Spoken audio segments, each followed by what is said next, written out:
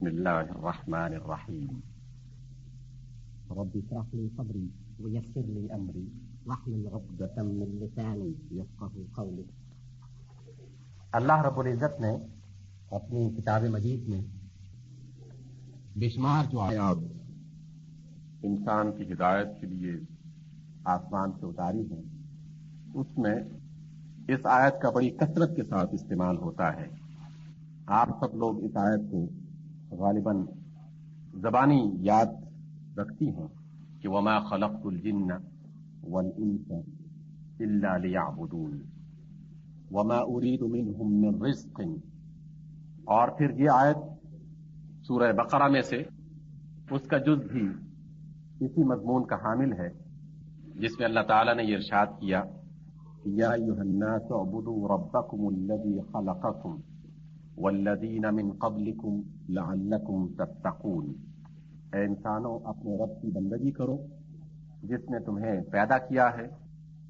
تمہیں اسی نے پیدا کیا ہے، اور اس کی بندگی اس لیے کرو تاکہ تم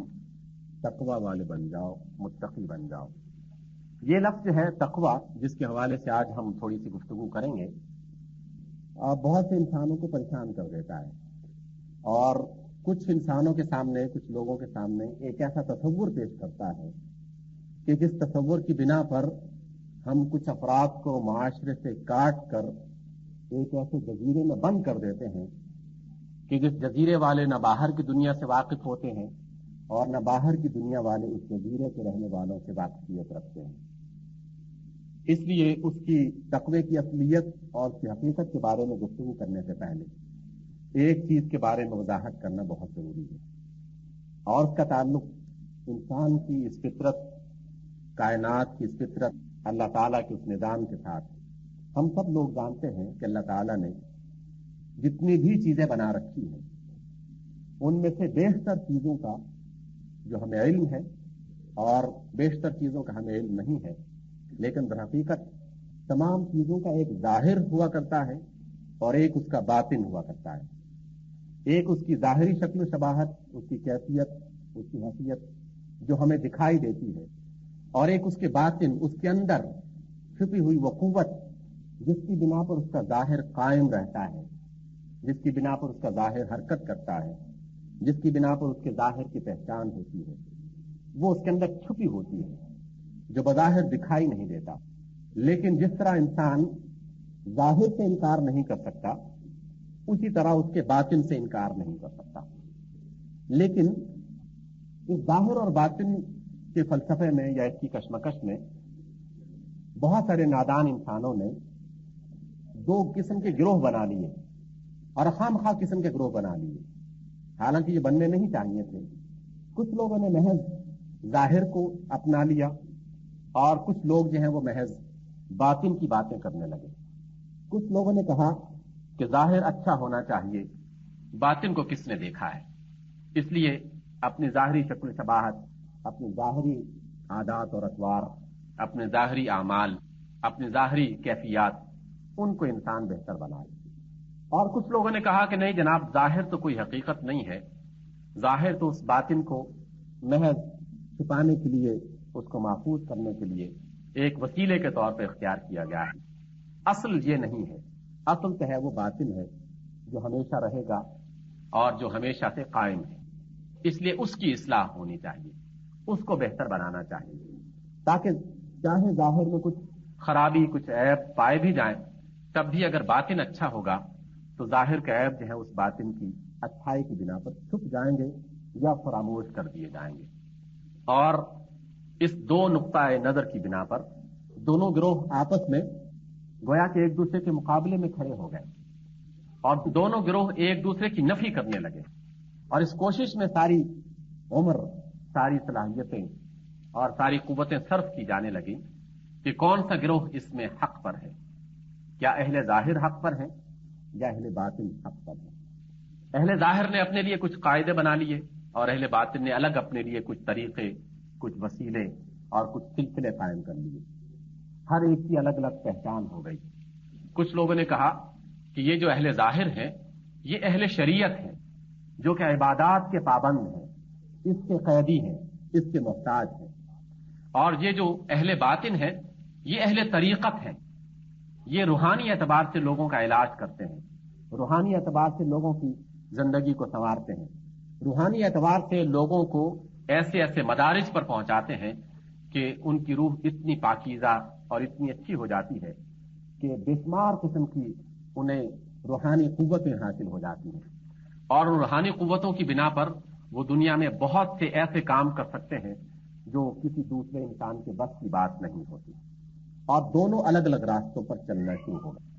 اور دونوں ایسے راستوں پر چلنا شروع ہو گئے کہ جہاں پر دونوں راستوں کا ملاپ نہیں ہوتا، اس میں اتحاد نہیں ہوتا، گویا کہ دو مقابل قوتیں تھیں جو مختلف سمتوں کی طرف الگ الگ چل رہی ہیں، اور ایک دوسرے کی طرف تیر و نشر جو ہے وہ مسلسل اس کی بارش ہو رہی ہے۔ جبکہ اگر ہم فطرت کے نظام کے بارے میں غور کریں، اللہ کی شریعت کے بارے میں غور کریں، رسول مکرم صلی اللہ علیہ وسلم کے طریقے اور آپ کی سیرت، آپ کے کردار پر غور کریں گے تو آپ کو اندازہ ہوگا کہ یہ دونوں راستے دو الگ الگ راستے نہیں ہیں، بلکہ یہ دونوں راستے در حقیقت ایک ہی منزل کی طرف جانے والے ایک ہی قسم کے راستے ہیں، بس انسان کو کبھی ایک طرف زیادہ توجہ دینا پڑتی ہے اور کبھی دوسری طرف، اور بارہا ایسا ہوتا ہے، بلکہ اگر یوں کہا جائے کہ جب آپ ان دونوں راستوں کی طرف دیکھیں گے قرآن و سنت کی روشنی میں تو آپ کو یہ دو راستے الگ الگ نہیں دکھائی دیں گے، بلکہ ایک ہی راستے میں انسان جو ہے وہ مختلف قسم کے کام کرتا ہوا دکھائی دے گا۔ فطرت سے اگر آپ مثال لیں، آپ دیکھتے ہیں کہ جو پھل ہوتے ہیں اللہ تعالیٰ نے ان پھلوں کے ایک بیرونی چھلکے بنا رکھے ہیں، جن چھلکوں کی بنا پر، جن کورز کی بنا پر وہ پھل محفوظ ہوتے ہیں، اس پھل کی پہچان ہوتی ہے اس کے رنگ سے، اس کی شکل و شباہت سے، اور اس کے ظاہری چھلکے کی تازگی سے۔ اگر چھلکا اچھا ہے، تر و تازہ ہے، اس کا رنگ اچھا ہے، اس کی شکل اچھی ہے، اس میں کہیں کوئی داغ نہیں لگا ہوا، کوئی عیب نہیں ہے، وہ پلپلا نہیں ہو چکا، تو آپ یہ کہتے ہیں کہ یہ پھل تازہ ہے، کیونکہ اس کا رنگ بتاتا ہے، اس کی شکل بتاتی ہے، اس لیے یہ پھل اچھا ہے۔ اس لیے کچھ لوگوں نے کہا کہ ظاہر اچھا ہونا چاہیے، لیکن آپ کو پتا ہے کہ اگر وہ پھل اندر سے خراب ہوگا تو باہر والا چھلکا زیادہ دیر تک اپنی تازگی برقرار نہیں رکھ سکتا، کچھ ہی دیر کے بعد اس کے اندر کا فساد، اس کے اندر کی خرابی اس کے چھلکے پر ظاہر ہو جائے گی، چند ہی دنوں پر داغ نمایاں ہونا شروع ہو جائیں گے، اس کا جو چھلکا ہے وہ پلپلا پڑ جائے گا، اور واضح طور پہ انسانوں کو پتہ چل جائے گا کہ اس کے اندر کی خرابی نے اس کے باہر کو خراب کر دیا ہے اور ظاہر ہو گئی ہے۔ اس لیے اندر اگر خراب ہوگا تو ظاہر جو ہے وہ انسان زیادہ دیر تک اسے سنوار نہیں سکتا یا اسے برقرار نہیں رکھ سکتا، اس لیے اندر کی اصلاح، اندر کی خوبی، اندر کی اچھائی بہت ضروری ہے۔ جب تک اندر اچھا رہے گا باہر محفوظ رہے گا۔ اس کے برعکس بھی ایسا ہوتا ہے بعض اوقات کہ اگر باہر کے چھلکے کو کوئی نقصان پہنچ جائے، کوئی چوٹ لگ جائے، کسی کے ساتھ اس کا تصادم ہو جائے، کوئی بیرونی ہوا ایسی چلے کہ جو باہر کے چھلکے پر اثر انداز ہوتی ہے، ایسی مسموم ہوا، ایسی گرم ہوا، ایسی زہر آلود قسم کی کوئی چیز جو باہر کے چھلکے کو متاثر کرے، تو باہر کے چھلکے کی خرابی آہستہ آہستہ اندر بھی سرایت کر جاتی ہے، اور اندر بھی کچھ دنوں کے بعد خراب ہو جاتا ہے۔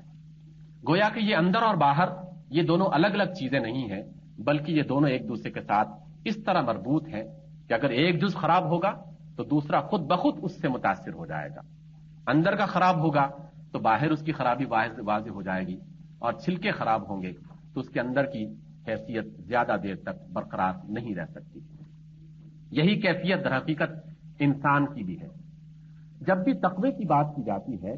تو تقوی کے حوالے سے قرآن و سنت کی روشنی میں یہ بات کہی جاتی ہے، جیسے کہ حضور اکرم صلی اللہ علیہ وسلم نے یہ بات ارشاد فرمائی کہ التقوی ہا ہنا، اور اپنے دل کی طرف اشارہ فرمایا کہ تقوی جو ہے وہ یہاں پایا جاتا ہے، یعنی دل کے اندر پایا جاتا ہے۔ تقوی ایک احساس کا نام ہے، ایک شعور کا نام ہے، ایک کیفیت کا نام ہے، جس کی بنا پر دل جو ہے وہ جب پاکیزہ رہتا ہے، صاف ستھرا رہتا ہے، اس کی سمت درست رہتی ہے، اپنے رب کا خیال اس میں ہر وقت رہتا ہے، تو ہم یہ کہتے ہیں کہ یہ بندہ متقی ہے۔ اور جب اس کے اندر وہ تقوی پیدا ہو جاتا ہے، ایک آدمی جو ہے وہ اندر سے پاک صاف ستھرا ہو جاتا ہے، نیک ہو جاتا ہے. یہ کلمات بعض لوگوں کو پریشان کرتے ہیں کہ یہ نیک لوگ، متقی لوگ، گویا کہ یہ ہمارے معاشرے کے افراد نہیں ہیں. حالانکہ یہ الفاظ جو ہیں وہ ایسے نہیں ہیں کہ جن کو محض سنا جائے اور اس پر اس طرح کی کلمات یا اس طرح کے تبصرے کیے جائیں. یہ ایک زمانے تک بڑے معتبر لفظ رہے ہیں، لیکن پھر ایک کوشش کے ساتھ جان بوجھ کے یہ کوشش کی گئی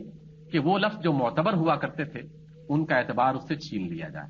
ان لفظوں کو کہ جو کسی زمانے میں بہت اعلیٰ اور بہت بہترین سمجھے جاتے تھے، ان لفظوں کو ایک مذاق کی حیثیت دے دی جائے، اور پھر لوگ جو ہیں ان لفظوں کی بنا پر ان لفظوں کی حتک کرتے ہوئے جو ان لفظوں کے مالک ہیں ان کی بھی اہانت اور ان کی بھی حتک بعد میں کرنا شروع کر دیں. یہ ایک باقاعدہ کوشش کی گئی، سازش کی گئی اہل کفر کی طرف سے، اور مسلمانوں نے اس چیز کو آہستہ آہستہ اپنانا شروع کر دیا،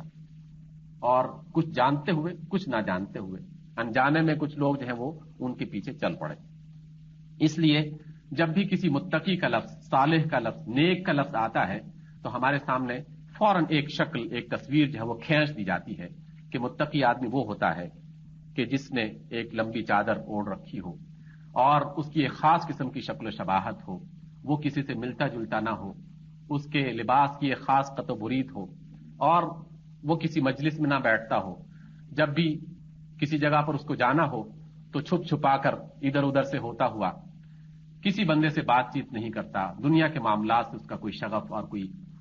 معاملہ اس کا نہیں ہوتا، دنیا کی بے شمار چیزوں کے بارے میں وہ کچھ جانتا نہیں ہے. ایسا بندہ بڑا متقی آدمی ہے. اس لیے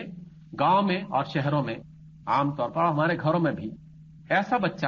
جو کہ دنیا کے معاملات کے بارے میں کچھ نہ جانتا ہو،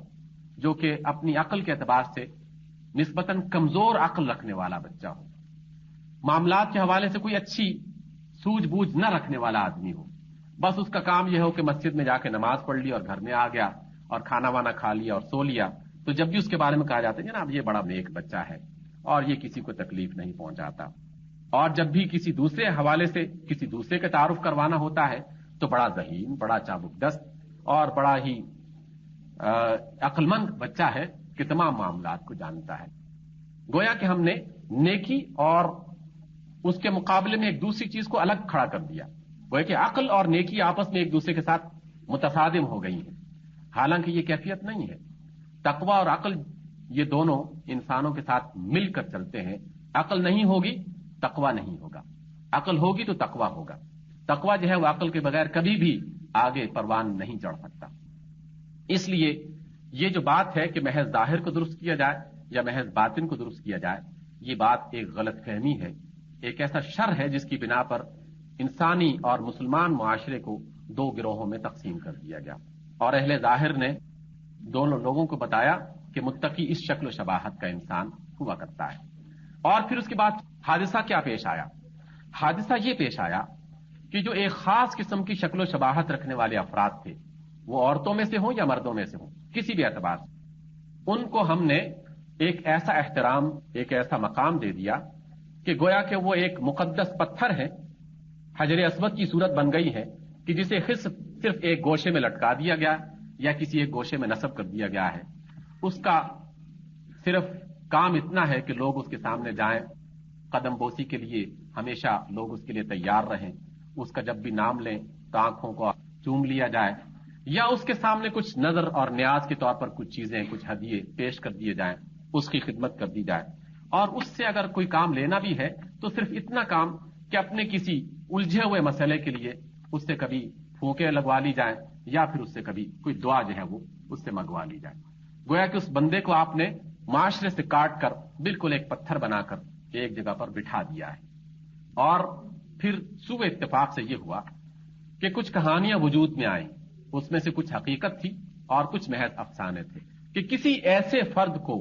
کہ جسے متقی بنا کر کسی گوشے میں بٹھا دیا گیا تھا، اس سے کوئی ایسی غلطی ہو گئی، اس سے کوئی ایسا گناہ سرزد ہوا، کچھ قریب کے رہنے والے افراد نے جان لیا کہ یہ بندہ جو بظاہر بہت متقی اور پرہیزگار دکھائی دیتا ہے، اس سے فلاں فلاں مقام پر فلاں فلاں غلطی سرزد ہوئی ہے. وہ غلطی اخبار میں نشر ہوئی، وہ غلطی معاشرے میں لوگوں کی زبان پر آئی، اور پھر لوگوں نے کہہ دیا کہ ہاں جناب دیکھ لیے ہیں بہت متقی، بظاہر ایسے ہیں اور اندر سے ایسے ایسے کام کرتے ہیں. اس لیے آپ نے دیکھا کہ جب بھی کوئی الحاج بنتا ہے اور اپنے نام کے ساتھ الحاج لکھتا ہے اور اس کے ہاتھ میں ایک لمبی تسبیح آ جاتی ہے تو لوگ اس کے کاروبار پر شک کرنا شروع کر دیتے ہیں اور کہتے ہیں کہ یہ ہے تو الحاج لیکن یہ سب سے زیادہ لوٹتا ہے،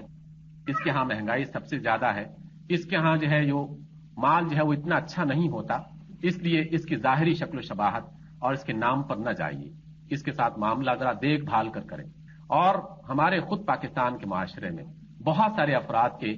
حاجی ہونے کے نام کے ساتھ ساتھ کچھ ایسے نام بھی ساتھ شامل کر دیے گئے جس سے ان کی خیانت، ان کی بددیانتی اور ان کی کسی غلطی کی طرف نشاندہی ہوتی ہوگی، اور پھر ان دونوں لفظوں کو لوگوں نے اکٹھا استعمال کرنا شروع کر دیا اور کہنا شروع کر دیا کہ جتنے بھی متقی لوگ ہوتے ہیں وہ سب اس طرح کے کردار کے حامل ہوتے ہیں۔ کیوں ایسا کیوں ہوتا ہے؟ ایسا اس لیے ہوتا ہے کہ جب آپ کسی چیز کو نمایاں طور پر ایک جگہ بٹھا دیں پھر ہر شخص کی نظر اس کی طرف ہوتی ہے۔ آپ اپنے کمرے میں اور اپنے گھر میں کسی بہت ہی خوبصورت چیز کو، بہترین ڈیکوریشن پیس کو کسی ایسے نمایاں مقام پر رکھ دیں گے تو جو بندہ بھی داخل ہوگا اس کی پہلی نظر اسی چیز کی طرف جائے گی، جہاں اس کے حسن کی طرف، اس کی اچھائی کی طرف اس کی نظر جاتی ہے۔ اگر اس ڈیکوریشن پیس میں ذرا سی بھی کوئی خرابی ہوگی، ذرا سا بھی کوئی دھبا ہوگا تو نظر بھی سب سے پہلے اسی کی طرف پڑے گی کہ ہاں دیکھو اچھا یہ چیز، اس میں یہ فلاں فلاں خرابی ہے، اور پہلی نظر میں ہی لوگ اس کی طرف نشاندہی کرنا شروع کر دیں گے۔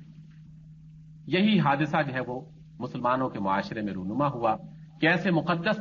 اور بہترین افراد کو کہ جنہیں ہم نے بہترین خود بنا دیا، وہ اصل میں بہترین نہیں تھے، محض شکل و شباہت سے بہترین دکھائی دیتے تھے، ان کو ہم نے احترام اور تقدس کے اس معیار پر بٹھا دیا،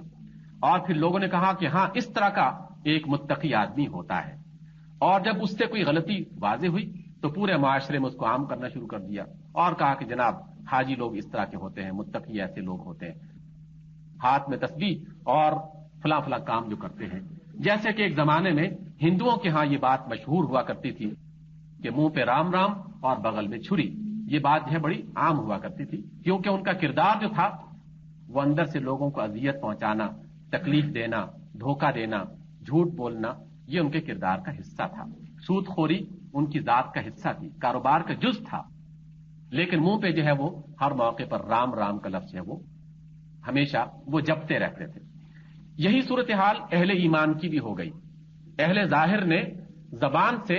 اللہ اللہ، سبحان اللہ، الحمدللہ، اللہ اکبر، ان کلمات کو اس طریقے سے ادا کرنا شروع کر دیا کہ لوگوں نے سمجھا شاید یہی تقویٰ ہوتا ہے، لیکن بعد میں پتہ چلا کہ اس نے فلاں کے اتنے مال لوٹ لیے ہیں، فلاں کو اتنی اس نے اذیت پہنچائی ہے، فلاں کو اتنا دھوکہ دیا ہے۔ تو اس تصویر کی خرابی کی بنا پر معاشرے نے اسے ریجیکٹ کرنا شروع کر دیا اور کہا کہ ہمیں ایسا تقویٰ نہیں چاہیے، ہم ایسے متقی نہیں بننا چاہتے جو ہاتھ میں تسبیح رکھتا ہو اور لوگوں کو اپنے ہاتھ سے اور اپنی زبان سے اذیت پہنچاتا ہو۔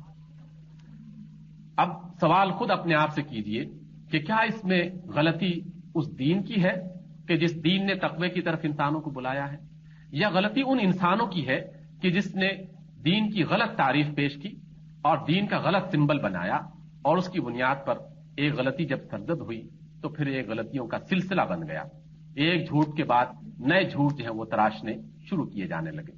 اس لیے ہم یہ نہیں کہہ سکتے کہ اس میں دین کا تصور تقوی جو ہے اس کے اندر کوئی خرابی تھی، بلکہ ہمارے اپنے اندر جو خرابی تھی وہ واضح ہو گئی۔ اور دوسری طرف ایک دوسرا گروہ نمایاں ہوا، اس کی ضد میں، اس کے ریئیکشن میں ایک دوسرا گروہ نمایاں ہوا، اور وہ گروہ جو ہے وہ ایسا نمایاں ہوا، اس نے کہا کہ جناب ہمارا دل صاف ہے۔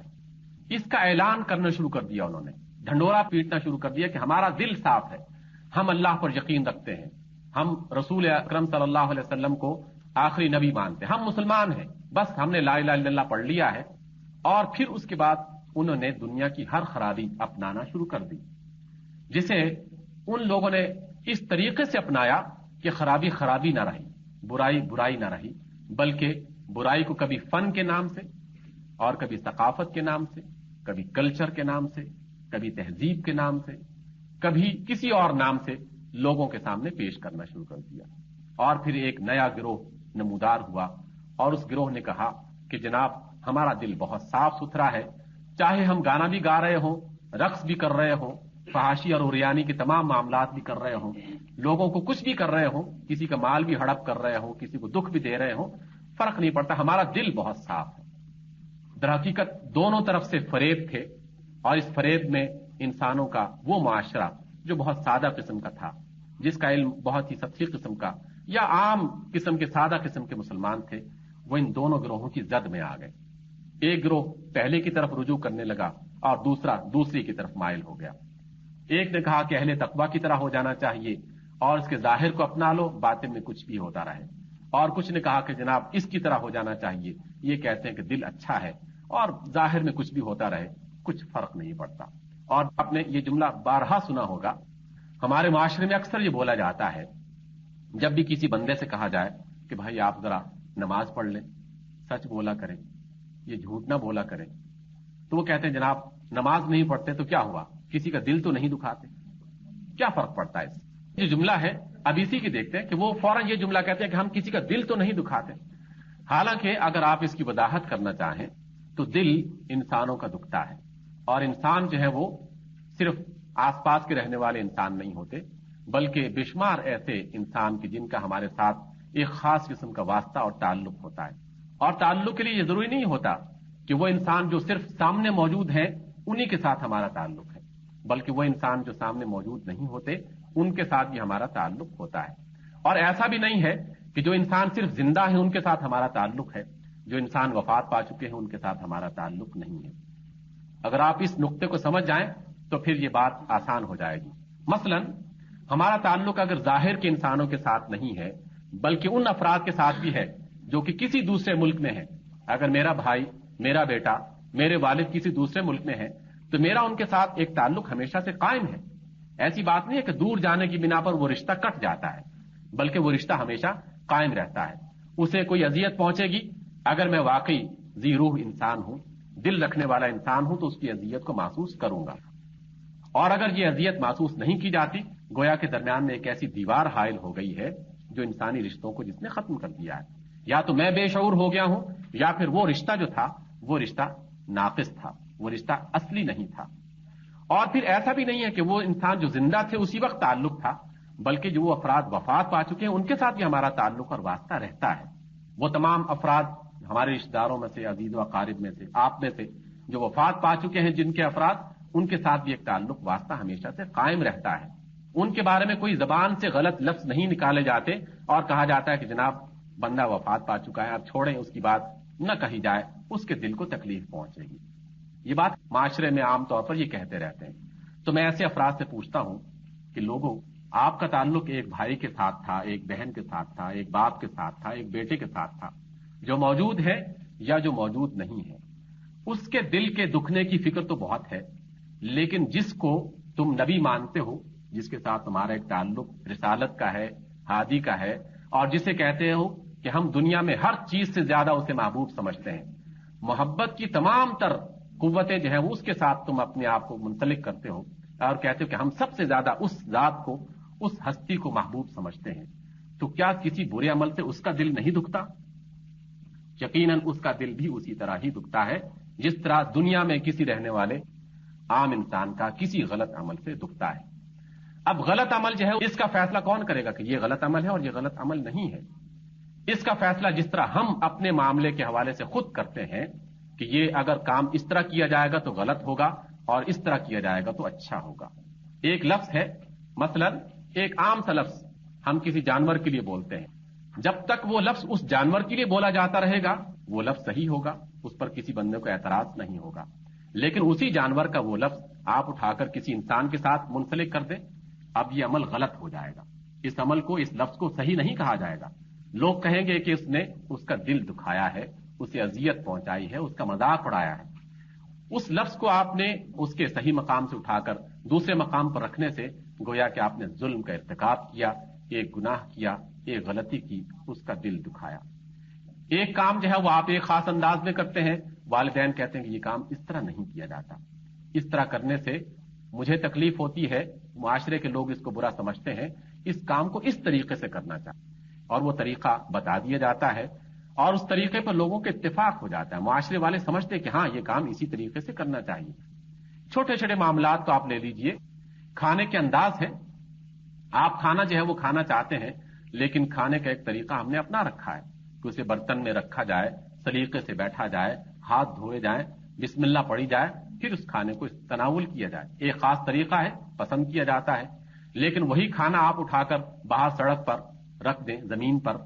اور اپنے دونوں ہاتھوں کو زمین پر ٹکا کر کسی جانور کی طرح کھانا شروع کر دیں تو سب لوگ اسے ناپسند نہیں کریں گے بلکہ اس پر ناراض ہوں گے. والدین اگر آپ اس کی بات نہیں مانیں گے تو آپ کو مارنے کے لیے تیار ہو جائیں گے، برا بھلا کہنے کے لیے تیار ہو جائیں گے، کیونکہ ایک عمل غلط انداز میں کیا گیا ہے. کھانا تو وہی کھایا گیا ہے، اس میں کوئی نئی تبدیلی نہیں واقع کی گئی، لیکن اس کے طریقے کو آپ نے بدل دیا ہے. طریقے کو بدلنے سے والدین ناراض ہو گئے کیونکہ وہ طریقہ اچھا نہیں ہے. والدین نے، معاشرے والوں نے کہا کہ یہ طریقہ اچھا نہیں ہے. یہی بات اللہ کے رسول نے بھی بتائی ہے کہ دیکھو فلاں کام تم نے اس طریقے سے کرنا ہے اور فلاں کام اس طریقے سے نہیں کرنا. اگر وہ بات جو اللہ کے رسول نے ایک خاص طریقے سے بتائی ہے اس طریقے کے بغیر کسی اور طریقے سے انجام دی جائے گی تو اسی طرح اس رسول کو دکھ ہوگا کہ جس طرح دنیا میں کسی والد کو، کسی والدہ کو، معاشرے کے کسی عزیز کو اور رہنے والے کو ہوگا. اس لیے یہ بات بھی بالکل مختلف ہے کہ دل کی نماز اور دل کسی کا نہیں دکھایا. یہ بات محض ایک غلط فہمی ہے، اور یہ صرف غلط فہمی نہیں بلکہ ایک ایسا جھوٹ ہے جو کہ انسان ایک دوسرے کے سامنے بولتا ہے حالانکہ وہ دکھ کسی کا، انسان کا دل دکھا رہا ہوتا ہے. اس لیے اس کو مزید آگے بات بڑھاتے ہیں کہ جب ہم نے یہ کہا کہ تقوی اس کے دل کے ساتھ منسلک ہے اور اس کا ظاہر جو ہے وہ اس تقوی کی حفاظت کرتا ہے، تو آئیے قرآن و سنت کی روشنی میں ہم دیکھتے ہیں کہ تقوی کیا ہے اور تقوی کو ہم کس طریقے سے اپنا سکتے ہیں اور کس بندے کو ہم متقی کہہ سکتے ہیں. اللہ تعالیٰ نے جب یہ بات کہی کہ وما خلقت الجن والانس الا لیعبدون، کہ میں نے انسان اور جنوں کو عبادت کے لیے پیدا کیا، اور جب اللہ نے یہ کہا کہ یا ایھا الناس اعبدوا ربکم الذی خلقکم، اے انسانوں اپنی رب کی بندگی کرو کہ جس نے تمہیں پیدا کیا ہے، تم سے بھی اور تم سے پہلے افراد کو بھی، تاکہ تم میں تقوی پیدا ہو جائے. اور تقوی کے بارے میں یہ بات کہی جاتی ہے کہ کسی کی اطاعت کرنا، کسی کے سامنے سرنڈر ہو جانا، کسی کے سامنے سر تسلیم خم کر لینا، اسی کو عبادت کہا جاتا ہے، اسی کو اطاعت کہا جاتا ہے. اطاعت نہیں ہوگی عبادت نہیں ہوگی. جب تک عبادت نہیں ہوگی تقوی نہیں ہوگا، کیونکہ اللہ نے کہا کہ انسانوں اللہ کی بندگی کرو تاکہ تمہارے اندر تقوی پیدا ہو جائے. اس لیے بندگی کرنا ضروری ہے، اور بندگی اطاعت کا نام ہے.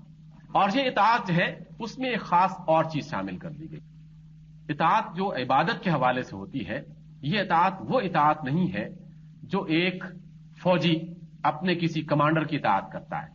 ایک پولیس والا اپنے سے کسی بڑے آفیسر کی اطاعت کرتا ہے،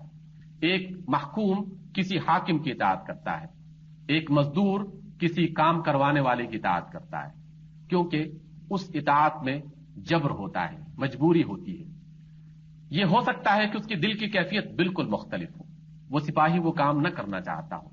وہ فوجی وہ کام نہ کرنا چاہتا ہو، وہ مزدور وہ کام نہ کرنا چاہتا ہو، لیکن مجبوری ہے اس کی ملازمت کا مسئلہ ہے، اس کی روزی کا مسئلہ ہے، اس کی عزت کا مسئلہ ہے. اس بنیاد پر وہ اپنی اطاعت کو پیش کرتا ہے، بالکل وہ کام اسی طرح کرتا ہے کہ جس طرح اس کا بڑا کہتا ہے. اس اطاعت کو بندگی نہیں کہا جاتا، اس اطاعت کو عبادت نہیں کہا جاتا. یا عبادت اطاعت کی وہ شکل ہے جس میں انسان ظاہر میں بھی وہ کام کر رہا ہو اور اس کی دل کی کیفیت بھی اس کے ساتھ اس طریقے سے شامل ہو کہ وہ اس کام کو پسند بھی کر رہا ہو، اس کام سے راضی بھی ہو رہا ہو، اس کام سے اسے اطمینان بھی مل رہا ہو، اس کام سے وہ سکون بھی حاصل ہو رہا ہے. اگر اسے اندر کا اطمینان اور سکون اور محبت نہیں مل رہی تو بظاہر چاہے کتنا ہی وہ مطیع اور فرما بردار ہو، وہ عبادت میں شامل نہیں ہوگا. اور جب تک وہ کام عبادت میں شامل نہیں ہوگا تقوی کی منزل تک نہیں پہنچ سکتا. اس لیے یہ ایک بنیادی بات ہے کہ جب بھی کوئی کام کیا جائے اس میں محض ظاہر کو پیش نہ کیا جائے، کیونکہ محبت اور اخلاص اور تقوی یہ سب کے سب ایسے احساسات اور شعور کا نام ہے جو کہ اندر دل کی کیفیت کا ایک اظہار ہے، جس کو کسی ظاہری پیمانے سے ناپا نہیں جا سکتا. کسی انسان کے پاس کوئی ایسا پیمانہ نہیں ہے جس کی بنا پر وہ جان سکے کہ ہاں یہ واقعی یہ کام جو ہے یہ محبت سے کر رہا ہے. ایسا بہت ہو سکتا ہے، اور بارہا آپ لوگوں نے بھی دیکھا ہوگا کہ ایک شخص بہت خشوع اور خضوع کے ساتھ نماز ادا کر رہا ہے، لیکن کسی جبر کی بنیاد پر وہ ایسا کام کر رہا ہے، کسی نفاق کی بنیاد پر بھی ایسا کام کرتا ہے۔ آپ نے دیکھا کہ حضور اکرم صلی اللہ علیہ وسلم کے زمانے میں منافقین کے بارے میں یہ بات بھی ملتی ہے، جہاں اور بے شمار باتیں ہیں، کہ ان میں سے بہت سے منافقین ایسے بھی تھے جو ہمیشہ پہلی صف میں آنے کی کوشش کرتے تھے، نماز کی حالت میں جماعت میں پہلی صف میں آ کے کھڑا ہونا پسند کرتے تھے، لیکن یہ پسند ان کے دل کی پسند نہیں تھی، یہ محض ظاہر کرنا چاہتے تھے تاکہ مسلمان ہمیں یہ سمجھیں کہ یہ حضور اکرم صلی اللہ علیہ وسلم کے بہت قریب ہیں، تاکہ مسلمانوں کو زیادہ اچھے طریقے سے نقصان پہنچایا جا سکتا ہو۔ ان کا پہلی صف میں کھڑا ہو جانا اور حضور کے ساتھ رکوع و سجود کرنا بظاہر اطاعت میں سے شامل ہے، لیکن عبادت میں شامل نہیں ہے، وہ عبادت نہیں کر رہے تھے، محض ایک کام سر انجام دے رہے تھے، بالکل اس طرح کہ جس طرح کوئی شخص بظاہر اپنے منہ کو ہلا رہا ہو اور کوئی چیز چبا رہا ہو اور اس سے اندر نکل رہا ہو تو آپ یہ سمجھیں کہ یہ کوئی کھانا کھا رہا ہے، حالانکہ وہ کھانا نہیں کھا رہا ہوتا بلکہ کوئی اور چیز بھی نکل رہا ہوتا ہے۔ اس طرح کی بے شمار مثالیں دی جاتی ہیں کہ بظاہر عمل کچھ اور ہے لیکن اندرونی کیفیت وہ کچھ اور ہے۔ اس لیے عبادت کے بارے میں یہ بہت واضح طور پر ہمیں سوچ لینا چاہیے کہ جو کام بھی کیا جائے اس میں اطاعت اس انداز کی ہو کہ ظاہری عمل بھی اسی طرح کا ہو کہ جس طرح اللہ اور کے رسول نے کہا ہے، لیکن دل کے اندر محبت، عقیدت، اخلاص یہ کیفیت بھی موجود ہونی چاہیے۔ اگر وہ موجود نہیں ہوگی تو ظاہر کی عبادت محض چھلکا رہ جائے گی جس کے اندر وہ کوئی ایسا گودا موجود نہیں ہے، اس کے اندر وہ قوت موجود نہیں ہے جس کی بنا پر جیسے ہی انسان کی روح اس دنیا سے باہر نکلے گی اس کے چھلکے ادھر ادھر بکھر جائیں گے اور وہ قیامت کے روز اسے کام نہیں دیں گے۔ اور جس طرح میں نے پہلے کہا کہ اگر اندرونی طور پر آپ یہ سمجھتے ہیں کہ اندر کا گودا یا اندر کا جو مغز ہے وہ تو اچھا ہے، اور آپ یہ کہتے ہیں کہ دل بہت صاف ستھرا ہے، دل پاکیزہ ہے، دل کے اندر محبت ہے اور ظاہری کسی عمل کی ضرورت نہیں ہے، تو یہ بات زیادہ دیر تک چلنے والی نہیں ہے۔ کچھ ہی عرصے کے بعد بیرونی اثرات ایسے دل کے اندر سرایت کرنا شروع ہو جائیں گے کہ اندر کی جو نیکی اور پاکیزگی اور طہارت ہے وہ خود بخود خرابی میں بدل جائے گی۔ اور اسی بنا پر حضور اکرم صلی اللہ علیہ وسلم نے اس فطرت کے قانون کے عین مطابق انسانوں کو ظاہر اور باطن دونوں اعتبار سے اللہ کی طرف متوجہ ہونے کا حکم دیا ہے۔ ظاہری عبادات کو ضروری قرار دے دیا گیا ہے تاکہ انسان اس کا پابند رہے، اس کا بیرونی چھلکا اس کے تقوی کی حفاظت کرتا رہے، اور اس کے اندرونی تقوی کو جو کہ اس کی محبت میں، اس کے اخلاص میں، اس کی صورت میں شامل ہے، اس کو بھی ضروری قرار دے دیا گیا، شرط بنا دیا گیا ہے عبادت کی، تاکہ وہ اندر سے محفوظ ہو اور بیرونی چھلکے جو ہیں وہ اس کو محفوظ کرتے رہے، ایک دوسرے کے ساتھ مل کر عبادت کا یہ کام پورا ہوتا رہے۔ اچھا، جب ہم تقوی کی بات کرتے ہیں تو پھر ایک اور تصور ہمارے سامنے آتا ہے جس کا میں نے ایک ہلکا سا اشارہ آغاز میں کیا تھا، اور اس میں کچھ لوگوں نے کہا کہ اگر آپ گوشہ نشینی اختیار کریں، اگر آپ کچھ وقت کے لیے الگ ہو جائیں تو اس طریقے سے تقوی زیادہ پیدا ہوگا۔ کیا یہ کام بالکل غلط ہے؟ کیا وہ 100% اپنی اس بات میں غلط ہے؟ تو میرا یہ نقطہ نظر ہے کہ یہ 100% غلط نہیں، یہ بات درست ہے۔ گوشہ نشینی ضروری ہے انسان کے لیے بھی اور فطرت کے لیے بھی۔ فطرت ہمیں اس بات کا ثبوت فراہم کرتی ہے کہ گوشہ نشینی بہت ضروری ہے، کیونکہ بہت ساری چیزیں گوشہ نشینی میں جنم لیتی ہیں، قوت پکڑتی ہیں، اس کے اندر وہ ایسی صلاحیت پیدا ہوتی ہے جس کی بنا پر اس کا بیرونی جو منظر ہے وہ زیادہ نکھرتا ہے۔ اس کی مثال اگر آپ کو میں ایسی دوں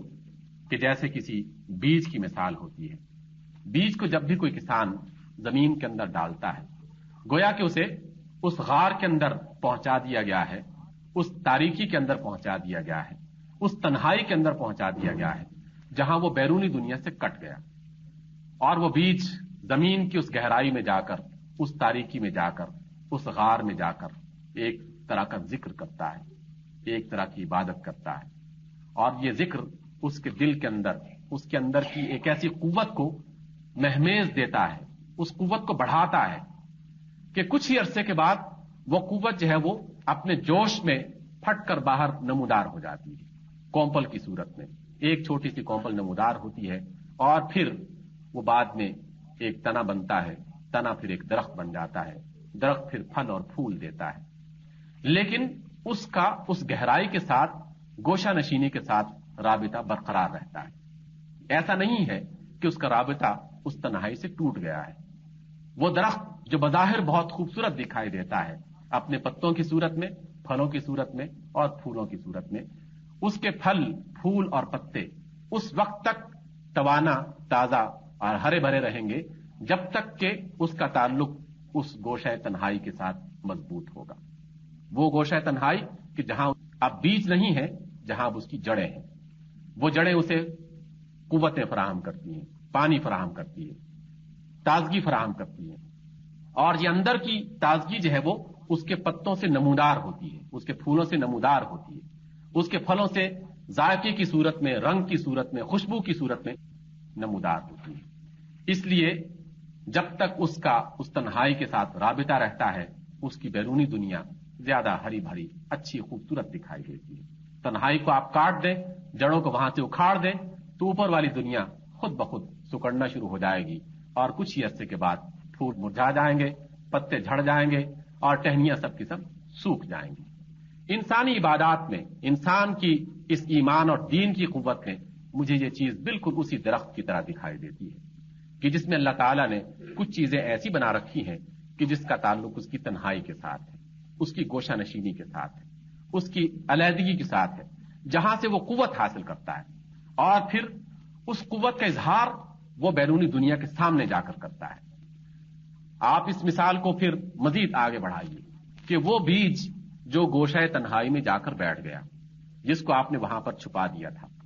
اگر وہ بیج اسی گوشہ تنہائی میں ہی بیٹھا رہے، اپنے وجود کا اظہار نہ کرے، تو اس بیج کا کیا حشر ہوگا؟ چند ہی دنوں کے بعد یا کچھ ہی عرصے کے بعد اس کا وجود ختم ہو جائے گا، زمین کی تاریکی اسے نگل جائے گی، کھا جائے گی، اس کا کوئی وجود برقرار نہیں رہے گا۔ اس کے وجود کے برقرار رہنے کی ایک ہی صورت ہے کہ وہ بیج زمین سے اپنے آپ کو نکالے، اپنا رابطہ استوار رکھے، مضبوط رکھے اس گوشہ تنہائی کے ساتھ، لیکن بیرونی دنیا میں جائے، اپنا تعارف کروائے کہ میں کون ہوں، کس نسل سے میرا تعلق ہے، میری ٹہنیوں پر کون سے پتے کس رنگ کے نکلتے ہیں، کون سے پھل کس خوشبو اور کس ذائقے کے نکلتے ہیں، کون سے پھول کس رنگ اور کس خوشبو کے حامل ہوتے ہیں۔ اس بیج کو اپنا تعارف کروانا پڑے گا۔ اگر تعارف نہیں کروائے گا، اس زمین کے اندر ہی اپنے آپ کو چھپانے کی کوشش کرے گا، تو کچھ عرصے کے بعد تنہائی جو ہے اسے کھا جائے گی، اور اگر باہر نکل جائے گا تو اندر بھی محفوظ رہے گا، بیرونی دنیا بھی محفوظ رہے گی۔ اب آپ دین کی طرف دیکھیے، اللہ کے رسول صلی اللہ علیہ وسلم جب آپ کو نبوت سے سرفراز کیا گیا، نبوت کے سرفراز کرنے سے پہلے آغاز اس کا اسی گوشہ تنہائی سے ہوتا ہے۔ اللہ تعالیٰ نے اپنی مشیت سے، اپنے ارادے سے، اپنی مرضی سے حضور اکرم صلی اللہ علیہ وسلم کو غار حرا کی تاریکیوں میں اور تنہائیوں میں آپ کو پہنچا دیا۔ آپ جو وہاں پر گئے خود اپنی مرضی سے نہیں گئے تھے، اللہ تعالیٰ ہی نے ایک خیال حضور کے دل میں ڈالا تھا کہ آپ جائیں، غار حرا کی تاریکی میں جا کے بیٹھ جائیں، وہاں پر یاد کریں۔ کس کو یاد کریں؟ اس قوت کو یاد کریں کہ جو ہدایت دینے والی قوت ہے، اس کے بارے میں غور کریں کہ جو قوتیں انسانوں کو رہنمائی فراہم کرتی ہیں، اور وہ قوت یقیناً ایک ہی اللہ کی قوت ہے۔ اللہ کے رسول نے اس گوشہ تنہائی میں جا کر غور و فکر کی، عبادت کی، اور احادیث میں جہاں اس کا ذکر ملتا ہے کہ وہاں پر آپ بڑی کثرت کے ساتھ، بڑی قوت کے ساتھ عبادت کرتے تھے، اور اس عبادت میں دو تین چیزیں نمایاں تھیں۔ سب سے نمایاں اس عبادت کا جو پہلو تھا وہ آپ کا غور و فکر کرنا تھا، آپ کا سوچنا تھا، جسے آپ تفکر کہہ سکتے ہیں، تدبر کہہ سکتے ہیں، غور کہہ سکتے ہیں، سوچنا کہہ سکتے ہیں۔ حضور اکرم صلی اللہ علیہ وسلم کائنات کے بارے میں سوچتے تھے، کائنات کے خالق کے بارے میں سوچتے تھے، کائنات میں موجود انسانوں کے بارے میں سوچتے تھے۔ آپ کی تفکیر آپ کی عبادت کا بہت بڑا جز تھا، اور پھر اس کے بعد جو اللہ نے آپ کو نماز کا طریقہ بتایا اس طریقے سے رکوع و سجود آپ ادا کرتے رہے۔ لیکن اس گوشہ تنہائی سے جو آپ کو قوت ملی، تو پھر اللہ تعالیٰ نے جب یہ کہا کہ ہاں اب یہ قوت اپنے جوبن پر آ گئی ہے، اب اس قوت کو باہر نمودار ہونا چاہیے، یہیں پر ختم نہیں ہونا، یہاں پر چھپنا نہیں ہے، اب باہر جا کر آپ نے اعلان کرنا ہے کہ یا ایھا المدثر قم فانذر، اب جاؤ لوگوں کو بتاؤ کہ میرے پاس وہ قوت ہے اور مجھے فلاں ہستی کی طرف یہ قوت ملی ہے، یہ قوت اگر تم حاصل کر جاؤ گے تو پھر تمہاری دنیا میں وہ مقام اور منزلت تمہیں ملے گی جو دنیا میں کسی قوم کو نہیں ملی۔ اللہ کے رسول نے بالکل اسی بیج کی طرح جہاں سے قوت حاصل کی تھی وہاں سے پھر باہر نمودار ہوئے اور باہر جا کر اعلان کر دیا۔ اور حضرات پھر اگلی بات دیکھیے کہ جب بھی کوئی بیج اپنی حیثیت کا، اپنی ذات کا تعارف کرواتا ہے تو بیرون دنیا میں بہت ساری ایسی قوتیں ہیں جو اس تعارف کو کچھ لوگ پسند کرتے ہیں اور کچھ قوتیں جو پسند نہیں کرتی۔ بیرونی فضا میں جب وہ پودا سر اٹھاتا ہے اس پودے کو کچھ قوتیں برداشت کر لیتی ہیں، کچھ قوتیں برداشت نہیں کرتی۔ بے شمار قسم کے کیڑے مکوڑے، بے شمار قسم کے حشرات الارض اس پودے پر حملہ آور ہوتے ہیں، اس کے پتوں کو، اس کی جڑوں کو اور اس کے مختلف شاخوں کو کھانے کی کوشش کرتے ہیں۔ پھر کہا جاتا ہے کہ اس کے ساتھ اپنے آپ کو الگ کیا جائے اور اپنی قوت کو برقرار رکھا جائے۔ گرم ہوائیں چلتی ہیں اس کو خراب کرنے کے لیے، اس سے بچانے کی کوشش کی جاتی ہے۔ اس کے طریقے بتا دیے گئے کہ اس طریقے سے اس پودے کو بچایا جا سکتا ہے۔ اہل ایمان بھی جب اپنے ایمان کو مضبوط کرنے کے بعد، اس محبت کو اپنے دل میں طاقتور بنانے کے بعد جب معاشرے میں آتے ہیں اور معاشرے میں لوگوں کے سامنے جا کر کہتے ہیں کہ لوگوں، تقوی اس کا نام ہے، اخلاق اس کا نام ہے، اچھی بات اس کا نام ہے، تو پھر شیطانی قوتیں اس کو پسند نہیں کرتی۔ وہ کیڑے مکوڑوں کی طرح، حشرات الارض کی طرح حملہ ہو جاتی ہیں اس درخت پر، اس پودے پر کہ جو لوگوں کے اندر نیکی کی خوشبو پھیلانا چاہتے ہیں، اچھائی کے پھل انہیں فراہم کرنا چاہتے ہیں، اس پر حملہ ہو جاتے ہیں۔ اور جب حملہ ہوتے ہیں تو پھر اگر پودا توانا ہے، طاقتور ہے اور ان کی آپس میں ایسی قوت اور اتحاد موجود ہے تو یہ حشرات الارض کچھ ہی عرصے کے بعد خود بخود ختم ہو جاتے ہیں اور اس کی خوشبو چاروں طرف پھیل جاتی ہے۔ لیکن اگر تنا اس کا مضبوط نہیں ہے، درخت اچھا نہیں ہے، تو پھر وہ بدی اس پر حاوی آ جاتی ہے۔ یہی کیفیت اہل ایمان کی بھی ہے۔ تقوی جو ہے اس کا تعلق محض باطن سے نہیں اور محض ظاہر سے نہیں، ان دونوں کا اتفاق ہو جاتا ہے تب کہیں جا کر تقوی پیدا ہوتا ہے۔ اس میں جب آدمی تقوی کی اس راستے پر چلتا ہے تو اس راستے میں ایک بہت ہی خطرناک قسم کا موڑ آتا ہے۔ یہ موڑ ایسا ہے کہ جو انسان کی تمام محنت کو ضائع کر دیتا ہے۔ اس نے سب کچھ جو جمع کیا ہوتا ہے، بے شمار قسم کے لوگ جو ہیں اس کو لوٹنے کے لیے تیار ہوتے ہیں، لیکن ایک موڑ ایسا آتا ہے جو بہت ہی خطرناک اور بہت ہی نازک قسم کا ہوتا ہے۔ انسان یہ سمجھتا ہے کہ میں نے اپنے دل میں ایمان کی قوت پیدا کر لی ہے، اللہ اور اس کے رسول کی محبت میرے دل میں موجود ہے، میرا دل بہت پاک صاف ہے، اب میں معاشرے میں آنا چاہتا ہوں، اس نیکی کو پھیلانا چاہتا ہوں۔ لیکن اس سے غلطی یہ ہو جاتی ہے، وہ یہ سمجھتا ہے کہ میں نیکی اپنی مرضی اور اپنے طریقے پر پھیلاؤں، اپنے انداز میں پھیلاؤں، جو مجھے اچھا لگتا ہے بس اسی انداز میں اس کو آگے بڑھاؤں۔ مجھے کسی کی رہنمائی کی ضرورت نہیں ہے، مجھے کسی کے بتانے کی ضرورت نہیں ہے، کسی کی نصیحت کی ضرورت نہیں ہے، میں نصیحتوں کو پسند نہیں کرتا۔ ایسا بندہ غلطی کرتا ہے، اس موڑ پر آ کر ایک ایسے راستے کی طرف چل پڑتا ہے جہاں پھر وہ دوبارہ گمراہی کے راستے میں جانے کا احتمال ہوتا ہے، خدشہ ہوتا ہے۔ اس لیے اللہ نے کہہ دیا کہ جب بھی آپ نے تقوی کے راستے پر چلنا ہے تو دل میں محبت پیدا کرو، ایمان کی قوت کو مضبوط کرو، لیکن پھر اگر تمہیں ہدایت لینی ہے، یہ پتہ چلانا ہے کہ تم صحیح سمجھ جا رہے ہو کہ نہیں جا رہے، اس کا پتہ تمہیں میرے رسول سے پوچھنا ہوگا، میرے پیغمبر سے پوچھنا ہوگا۔ یہ میں نے ایک ایسا رہبر تمہیں دے دیا ہے، ایک ایسا رہنما تمہارے سامنے کھڑا کر دیا ہے جو تمہیں ہر لمحے بتاتا رہے گا کہ دیکھو یہ راستہ ہے، اسی پر چلتے رہو۔ بھی ایک دو بار اس کا تذکرہ کیا کہ وہ لوگ کہ جو اپنی طرف سے بنائی ہوئی عبادتوں کو اپنے لیے پسند کر لیتے ہیں، اپنے بنائے ہوئے راستوں پر چلنا شروع کر دیتے ہیں اور اپنے تئیں یہ سمجھتے ہیں کہ ہم صحیح راستے پر چل رہے ہیں، ان میں سے بیشتر غلط راستے پر چل رہے ہوتے ہیں۔ اس لیے وہ لوگ کہ جنہوں نے یہ کہا کہ فلاں بزرگ اس نے ایک ٹانگ پر کھڑے ہو کر 10 سال عبادت کی ہے، وہ عبادت نہیں کر رہا ہوتا بلکہ وہ شیطان کی کسی بات پر عمل کر رہا ہوتا ہے، کیونکہ اللہ کے اور اس کے رسول نے یہ راستہ نہیں بتایا۔ اس کی روشنی کسی اور راستے کی طرف جا رہی تھی اور اس نے راستے میں کھڑے ہو کر کسی ایسی چیز کو اپنا لیا ہے کہ جہاں شریعت میں اس کا کوئی اظہار نہیں ملتا، اللہ کی طرف سے اس کی کوئی تعلیم نہیں ملتی۔ جب یہ بات کہی جاتی ہے کہ فلاں بندہ اس نے اپنا لباس اپنی طرف سے پسند کر لیا ہے یا سرے سے لباس سے ویسے ہی عاری ہو گیا ہے لیکن بڑا پہنچا ہوا بندہ ہے، کسی کو تکلیف نہیں دیتا، اور اس طرح کی باتیں کہی جاتی ہیں، تو میں یہ سمجھتا ہوں کہ اس سے زیادہ احمقانہ بات اور اس سے زیادہ نادانی والی بات اور کچھ نہیں ہو سکتی کہ وہ بندہ کہ جسے اپنی ذات کے بارے میں کچھ پتہ نہیں ہے، اس کے بارے میں ہم کیسے فیصلہ کر سکتے ہیں کہ وہ ہادی ہے، رہنما ہے، دوسروں کا راستہ بتانے والا ہے، دوسروں کو نیکی کی راہ بتانے والا ہے۔ جو اپنے مسئلے خود حل نہیں کر سکتا وہ دوسروں کے مسائل کیسے حل کر سکتا ہے؟ جسے اپنے بارے میں کچھ پتہ نہیں ہے اسے دوسروں کے بارے میں کیسے پتہ چل سکتا ہے کہ میری مشکل فلاں تھی، فلاں بندے کے پاس چلے جاؤ، اس سے ایک چھڑی کھاؤ گے تو 1 سال اور نکل جائے گا، 2 چھڑیاں کھاؤ گے تو 2 سال اور نکل جائیں گے۔ یہ بات چلتی رہتی ہے اور ہمارے معاشرے میں روزمرہ اس طرح کے واقعات رونما ہوتے رہتے ہیں۔ دل کے اندر ایک خاص قسم کا جذبہ تھا، اس سے کوئی انکار نہیں کیا جا سکتا، لیکن اس جذبے نے انسان کو صحیح راستے پر نہیں چلایا، غلط راستے پر چلا دیا۔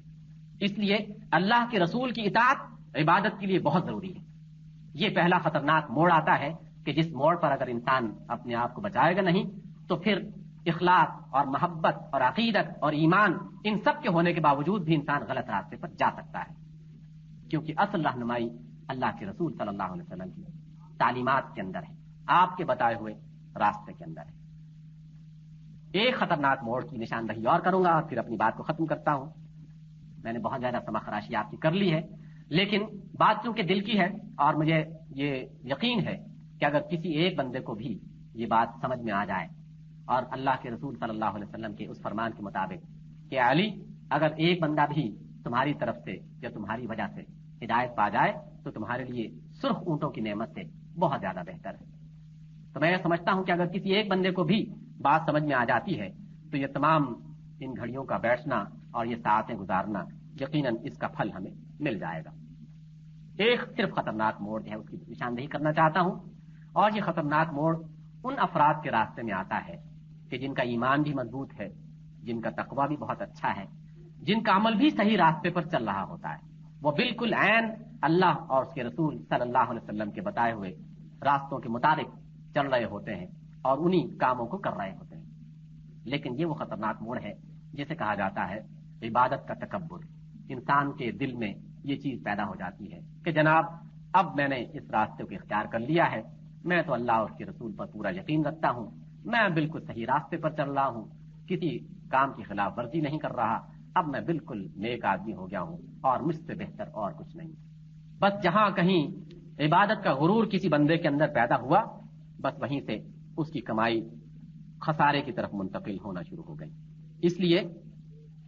یہ بات جو ہے وہ انسانوں کے راستے کو کھوٹا کر دینے کے لیے بہت کافی ہے۔ ایسے بندے کو یہ سمجھنا چاہیے،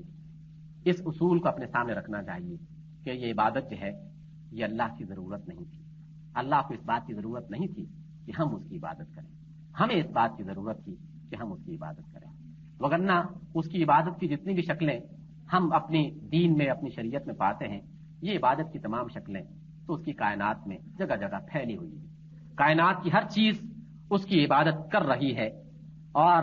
بے چون و چنا کر رہی ہے، بغیر کسی تبدیلی کے کر رہی ہے، بغیر کسی تھکن کے کر رہی ہے، بغیر کسی احساس کے کہ جس احساس میں یہ کبھی خیال پیدا ہو جاتا ہے کہ گویا ہم نے کسی پر احسان کر دیا، اس احسان کے بغیر وہ عبادت کر رہی ہے۔ اللہ نے یہ بات کہہ دی کہ وَلِلَّهِ يَسْجُدُ مَن فِي السَّمَاوَاتِ وَالْأَرْضِ، جو بھی آسمانوں میں اور زمین میں ہے سب کے سب اس کے لیے سجدہ ریز ہیں، عبادت کر رہے ہیں، اس کی اطاعت کر رہے ہیں، اور اطاعت بھی ایسی کہ ایک لمحے کا فرق نہیں پڑتا، اطاعت ایسی کہ جس میں کسی عمل میں ذرا سا بھی معمولی سا بھی کوئی خلل پیدا نہیں ہوتا۔ آپ دیکھیں، ایک صرف مثال کو دیکھنا شروع کر دیں کسی بھی چیز کے حوالے سے کہ اللہ نے جس چیز کو جس کام کے لیے متعین کیا وہ چیز وہی کام صدیوں سے کر رہی ہے اور صدیوں تک کرتی رہے گی جب تک اللہ کی مرضی ہوگی۔ سورج کو حرارت دینے کے لیے بنایا اللہ نے، اس کا ایک گردش کا مقام طے کر دیا، اس کے راستے متعین کر دیے، سورج وہی کام صدیوں سے کر رہا ہے، حرارت بھی دیتا ہے، اسی راستے پر چلتا ہے، ہمیشہ مشرق سے طلوع ہوتا ہے، ہمیشہ مغرب کی طرف غروب ہوتا ہے، اور جس جس مقام پر جس جس وقت جہاں جہاں جیسے جیسے اسے طلوع ہونا ہوتا ہے اسی طریقے سے وہ طلوع ہوتا ہے۔ درختوں کو اس نے زمین سے سر اٹھانے کی قوت دی اور اس صورت میں اس نے کہا کہ تم نے میری عبادت کرنا ہے قیام کی حالت میں۔ یہ جتنے بھی درخت ہیں دنیا میں سب کے سب صدیوں سے قیام کی حالت میں اللہ کی عبادت کر رہے ہیں۔ ہمیشہ سے درخت زمین سے اٹھتے ہیں، آسمان کی طرف بلند ہونا شروع ہو جاتے ہیں اور قیام کی حالت میں اپنے رب کے سامنے اس بات کا اعلان کرتے ہیں کہ رب ہم نے تجھے اپنا رب مان لیا۔ جتنے بھی جانور چوپایوں کی صورت میں آپ کو سر جھکائے ہوئے دکھائی دیتے ہیں، تمام کے تمام جانور رکوع کی حالت میں اپنے رب کی بندگی کر رہے ہیں، صدیوں سے اعلان کر رہے ہیں کہ رب ہم نے تجھے اپنا رب مان لیا، ہم تیرے سامنے رکوع کرتے ہیں۔ جتنے بھی حشرات ہیں صدیوں سے زمین پر اپنی پیشانی کو رگڑ رہے ہیں اور رگڑ رگڑ کر اس بات کا اعلان کرتے ہیں کہ اے رب ہم نے تجھے اپنا رب مان لیا اور تیرے سامنے ہم سجدہ کرتے ہیں۔ اور انسان کو یہ فضیلت دے دی کہ اسے درختوں کی طرح قیام کرنا بھی سکھا دیا، چوپایوں کی طرح رکوع کرنا بھی سکھا دیا، حشرات کی طرح سر جھکا کر سجدہ کرنا بھی سکھا دیا۔ ایک عبادت میں کائنات کی بے شمار عبادتوں کو جمع کر دیا۔ یہ اللہ کا فضل تھا، اس کی ایک مہربانی ہے جو اس نے انسانوں کو عطا کر دی۔ اس لیے جب اس نے یہ کہا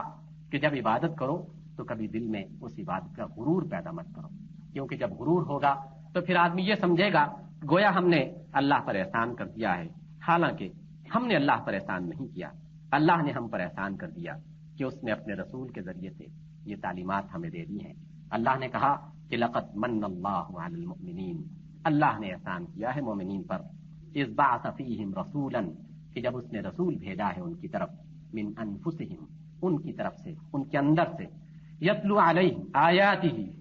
وہ ان کے سامنے آیات پڑھتا ہے اس رب کی، ویزکیہم، آیات کی روشنی میں ان کا تزکیہ کرتا ہے، آیات کی روشنی میں ان کے دل کی دنیا کو تبدیل کرتا ہے، ویعلمہم، انہیں دنیا میں جینے کا طریقہ بتاتا ہے، سکھاتا ہے، تعلیم دیتا ہے، الکتاب یعلمہم الکتاب، کتاب کیا ہے؟ دنیا میں رہنے کا سلیقہ اسی کتاب کے اندر ہے، والحکمہ، حکمت کیا ہے؟ دانائی کا نام حکمت ہے، فہم و فراست کا نام حکمت ہے، اچھی سوجھ بوجھ کا نام حکمت ہے، یہ اللہ کے رسول ہمیں سکھاتے ہیں۔ وَإِن كَانُوا مِن قَبْلُ لَفِي ضَلَالٍ مُبِينٍ، جب تک حکمت نہ تھی، کتاب کا علم نہ تھا، اللہ کے رسول کی طرف سے سکھایا جانے والا تزکیہ اور تقویٰ نہیں تھا،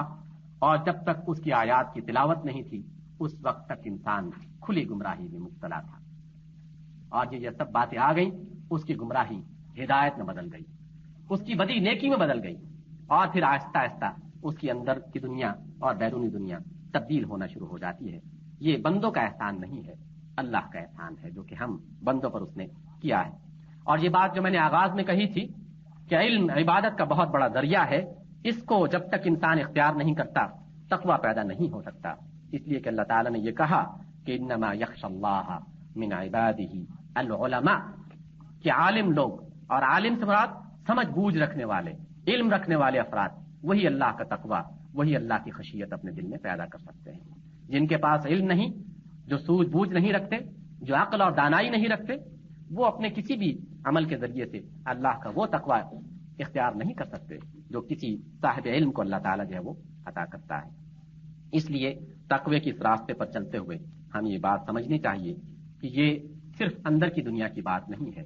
یہ صرف بیرونی دنیا کی بات نہیں ہے، بلکہ یہ دونوں دنیاؤں کی بات ہے۔ دونوں مل جائیں گی تو انسان کا اندر اور باہر دونوں اچھا ہو جائے گا، دونوں تبدیل ہو جائیں گی۔ ان میں سے کسی ایک کو بھی آپ کم کر دیں گے تو انسان جو ہے وہ آدھا ہو جائے گا، اور آدھا انسان کبھی بھی اچھا انسان نہیں ہوتا۔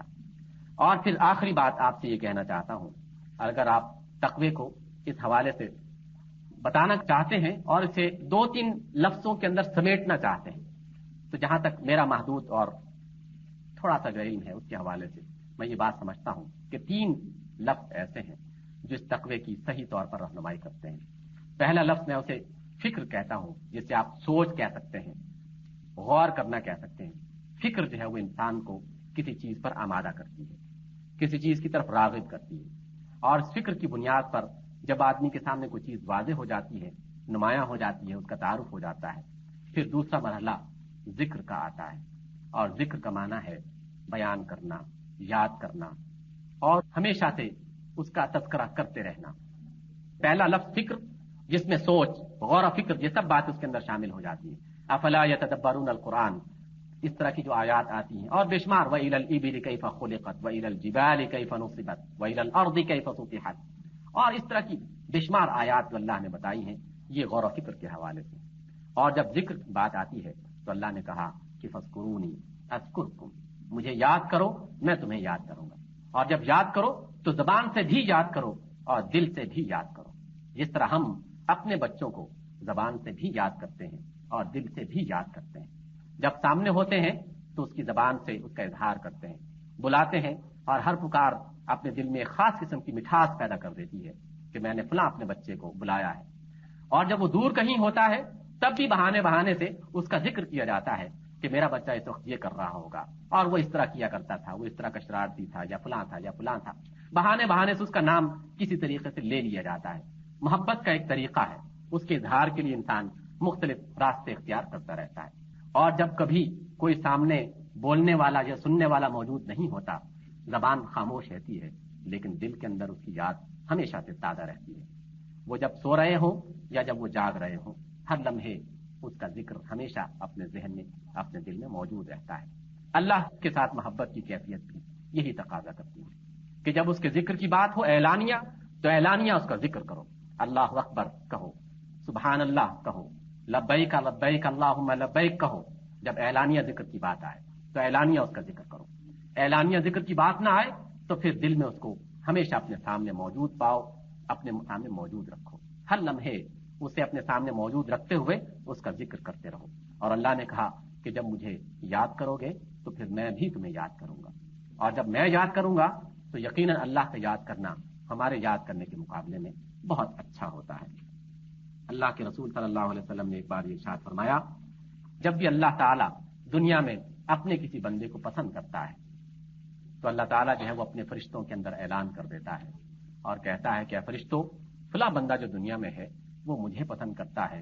آج سے گواہ رہنا کہ میں بھی اسے پسند کرتا ہوں۔ جب اس کی محبت میں مزید اضافہ ہوتا ہے، یہ بندہ اپنے رب کو اور زیادہ پسند کرتا ہے، اور زیادہ قوت کے ساتھ اس کی اطاعت میں، اس کی بندگی میں آگے بڑھتا ہے، محبت میں بے لوث ہو جاتا ہے، اخلاص کے اس مقام پر پہنچ جاتا ہے کہ جہاں اس کے سامنے اللہ کے سوا اور کچھ بھی دکھائی نہیں دیتا، تو پھر اللہ تعالیٰ بتاتا ہے فرشتوں کے سامنے، یہ اعلان کرتا ہے کہ میرے فرشتوں، وہ بندہ جو ہے دنیا میں وہ مجھے بہت پسند کرتا ہے اور میں بھی اسے بہت پسند کرتا ہوں۔ پہلے تم نے اپنے فرشتوں کی دنیا میں یہ اعلان کیا تھا کہ میں اسے بہت پسند کرتا ہوں، اب جاؤ دنیا کے رہنے والے انسانوں کے دلوں کے اندر یہ بات پھیلا دو کہ وہ فلاں بندہ جو ہے اللہ اسے بہت پسند کرتا ہے، اور پھر دنیا والے اس کی محبت کو محسوس کرنا شروع کر دیتے ہیں، اس کے تقوی کو محسوس کرنا شروع کر دیتے ہیں۔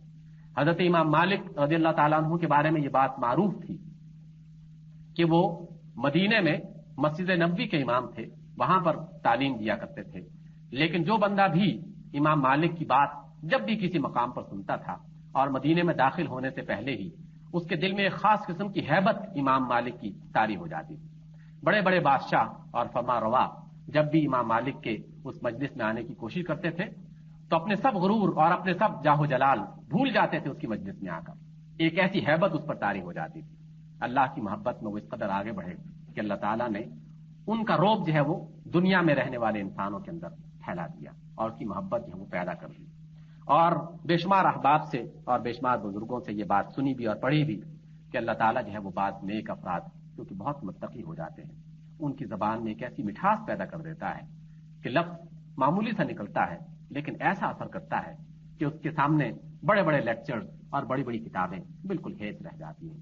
اور ان کی خطبت سے ایک ایسی خوشبو نمودار ہوتی ہے کہ آدمی کے دل کی دنیا خود بخود بدلنا شروع ہو جاتی ہے۔ لیکن یہ اس وقت پیدا ہوتی ہے کہ جب اللہ تعالیٰ کے اس ذکر کو اس انداز میں کیا جائے کہ جس میں کوئی ریا نہ ہو، جس میں کوئی دکھاوا نہ ہو، جس میں صرف اور صرف اخلاص اور محبت موجود ہو، پھر اللہ تعالیٰ بھی اسے یاد کرتا ہے۔ اور پھر آخری بات جسے ہم شکر کہہ سکتے ہیں کہ اللہ کی محبت جب مل جائے، اللہ کے ذکر کی صلاحیت مل جائے، اللہ کی عبادت کرنے کی توفیق مل جائے، تو پھر اللہ تعالیٰ کا شکر ادا کیا جائے، اس سے مزید مانگا جائے اور اس راستے پر مزید آگے بڑھنے کی کوشش کی جائے۔ اللہ تعالیٰ سے دعا ہے کہ ہمیں اس دین کو سمجھنے اور اس پر عمل کرنے کی توفیق عطا فرمائے۔ اقول قولی ھذا واستغفر اللہ لی ولکم۔